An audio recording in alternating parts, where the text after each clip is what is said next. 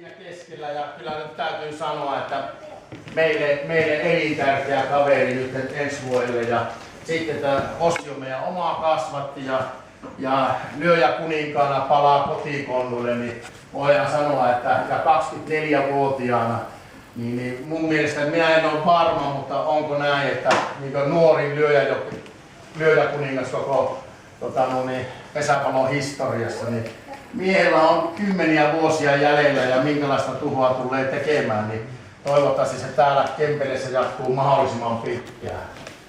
2 vuoden sopimuksella tänne Kempeleen kiriin ja otti sitä, että tehdään niin tämmöinen kansalaiskeräyskin tähän vielä kaiken lisäksi. Ja nyt siellä nimeä on varmaan pitkälle yli 50 ja sieltä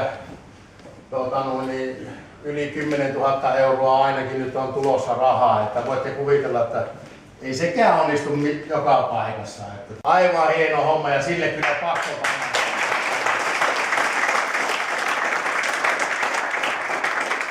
Sitten pakko nostaa Lampelan Jarkko toisena, sitten otti Ossin nimikkopelaaja kuviot haltuunsa ja sitten Kempeleen kyläkauppa Ossi aloittaa siellä sitten oppisopimushommat nyt tässä kun kerkiää näitä pesishommilta, niin hieno paketti kerta kaikkiaan taas näyte siitä, että minkälainen tämä meidän seura on.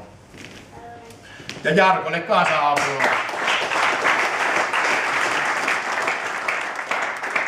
Eli saneerauspalvelu LS on siellä myöskin takana sitten Ossin tulossa tänne. Kansalaiskeräys edelleenkin jatkuu, eikö niin Jaska? Kyllä. Joo, no niin. Viimeinen on eilen illalla Kunnanjoella. No niin, kato loistava. Tuomas ei ole paikalla, sanoi, että jos kerkiäpi, niin tulee paikalle, mutta ei ole nyt paikalla, mutta on kyllä loistavasti mukana hommissa. Että tosiaan, että ne on yksityishenkilöitä, jotka ne on ne rahat laittaneet. Ja nyt tosiaan kiitos Tuomakselle, että olet myös mukana. Uutena tulee sille, on täällä Antti Heikkinenkin paikalla Muhoksen Pallosalaumista, niin Varmi tulee Muksin kanssa. Eli nyt ne, jotka sanotaan meidän, jotka jää tuosta väkiselläkin, meillä on iso rinki, 18 sopimuspelaajaa, niin sitten Muhoksella pelaa ykkössarjaa sitten. Loistava mahdollisuus meidän pojille sitten saada kannuksia vähän paremmista peleistä kuin Suomi-sarjapeleistä. Sitten Ossin lisäksi uusina pelaajina tekipaikan pukee päälle, niin siitä laajasta on Antti Kiiskinen, Sotkamon Jymy kasvatti ja sitten viime vuonna pelasi Jyväskylän Kirissä kolmosponttajana. Tervetuloa Antti.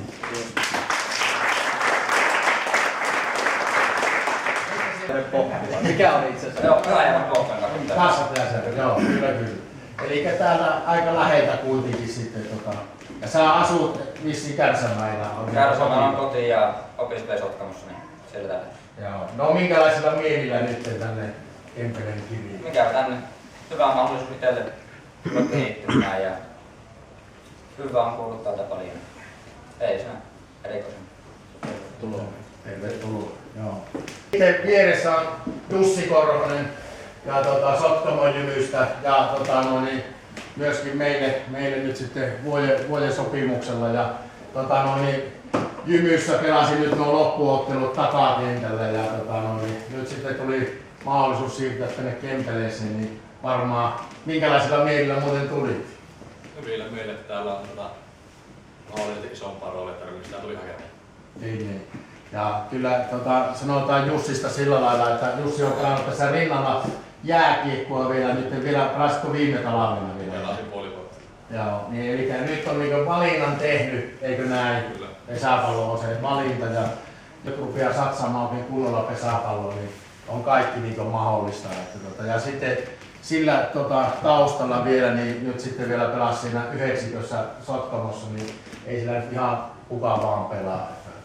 Tervetuloa Jussillekin tänne kenttään.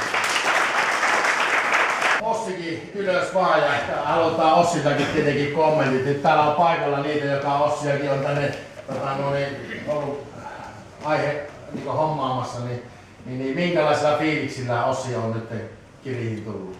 On hieno fiilis palata kasvattiseuraan. Senkin just, että kuulin vielä kuinka kovasti tänne haluttiin, niin onhan se kova juttu, että ei musta ole missään. Ja uskon, että on potentiaalinen porukka, että tässä on kuitenkin mahdollisuus ihan mihin vaan. Nyt ja tulevaisuudessa. No, paljon puhuja on ollut siitä, että milloin päätöksiä ja muuta tehdään, niin pakko nyt niin sanoa kuitenkin, että ei ole ihan viime metreillekin periaatteessa meni, että Ossin päätös, että ei ole ollut missään nimessä niin helppo. Totta kai se, että tulla sieltä välieräjoukkueesta niin Kempeleen Kiri, joka niin taisteli niin pysymisestä, mutta se uskottavuus meni toivottavasti läpi, mitä mä oon luvannut Ossille, että yritetään tänne nyt sitten kerätä semmoinen porukka, että täälläkin pelataan jossakin vaiheessa niistä mitalleista, niin se varmaan oli sitten viimeinen niitti sille asialle, että saatiin. Ja vuosi Ossin kanssa on aina ollut pitkät neuvottelut niin tänäkin vuonna, mutta kyllä siinä niin koko ajan on sellainen positiivinen vire, että kunhan me täällä saa asiat kondikseen, niin Ossi tulee sitten tänne pelaamaan ja kaikki kentät ja muut pantiin kuntoon ja muuta, niin on hyvä olla täällä ja siviiliasiat on nyt kondiksessa ja niin poispäin. Niin täällä on varmasti nyt sitten jatkossakin haluaa Ossi pelata. Jarkko Kokko tosiaan nyt niin pelijohtajana ja sitten ottaa jonkinlaisen valmennuskin vastuu sitten meidän joukkueesta ja niin poispäin. Niin sanotaanko näin, että Kempeleissä, jos joku on niin Mr. Pesäpallo, niin kyllähän se Jarkko on. Että jos joku on jotakin eri mieltä, niin on väärässä siinä asiassa. 8 kultamitalia ja sitten mitä Itä-Länsi edustuksia, kuinka hyrymykket ja muuta, niin kyllähän siellä se pesäpallo niin tietämys on olemassa. Ja nyt sitten vähän, ja ei ole Pattiolla oli 2 vuotta pelijohtajana miesten superissa ja nyt sitten naisissa oli 4 vuotta muistaakseni. Ja nyt välivuosi, viime vuosi ja nyt sitten uusilla kujella niin sitten miesten mukaan. Niin on kyllä hauska nähdä, mitä tapahtuu tälle porukalle. Että vähättelemättä Jusku sitten tekemään työtä niin miesten puolelle. Että mutta toivotaan, että hommat ja minkälaisella mielellä Jarkko on nyt sitten Kiriin tullut. No, kiitos, että on saanut mahdollisuuden, että hieno mahdollisuus ja haasteita varmasti on pienen tavoin jälkeen. Sä nyt on viikkaria heiluteltu viimekin kesän hyvin tiuhaan tahtiin.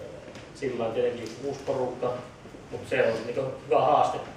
Pääsee ihan puhtaalta pöydältä lähtemään ja katsomaan Mikan kanssa ja sitten tutustumaan pelaajiin ja sitä kautta niin rakentamaan juttua. Mutta todella hyvältä vaikuttaa ja hienoa työtä tehdä joukkueen kasaamisessa. Se on niin positiivinen juttu, että meillä on iso rinki ja hyviä pelaajia. Joo. Hyvillä mielipillä. No niin, ja minkälainen mies tuo Mika on, ja kyllä mä koen, että Mika oli ihan luottomiehiä minulle sitten tuossa viime kaudella, ja Mika on ollut mukana sitten, nyt sitten miesten puolella jo viime vuonna ja siinä valmennustiimissä, ja nyt sitten ottaa roolin kakkospelijohtajana ja on tottunut olemaan jopa niin ykköspelijohtajanakin Raumalla ja muuta naisissa. Ja sitten on ainutlaatuinen ura sitten tuolla junioripuolella, että siellä ei varmaan itsekään muista kuinka monta mitalia sieltä on SM-mitalia on sitten kaivettu uraa aikana. Nyt tämä on kova näytönpaikka varmaan Mikallekin, onko näin? Että Joo, kyllä. Tää viime vuonna kun tänne takapäin palattiin ja tänne poikapuolelle tultiin, niin kyllä Sami jossain lauseessa varmaan sitä vihjaskin, että sitten jossain vaiheessa tänne miestenkin puolelle, että viime vuonna valmennustiimiin ja nyt sitten tähän pelijohtohommiin myöskin mukaan. Hieno homma. Kehitetään kempeleläistä petistä. niin, just näin. Ja tervetuloa Mika. Lisäksi tähän porukkaan Moilasen Jani, joka on viime vuonna ei pelannut peliäkään, niin voidaan sanoa tähänkin ihan niin uusi kaveri. Että vaikka oli viime kaveri niin sitten loukkaantumisen takia pois. Mutta ei mitään, minä päätän tilaisuuden tähän ja niin jos teillä on kysymyksiä, niin minulta voi kysyä ja pojat on valmiita vastaamaan, jos haluatte kuulla lisää asioita. Mutta kiitoksia paljon.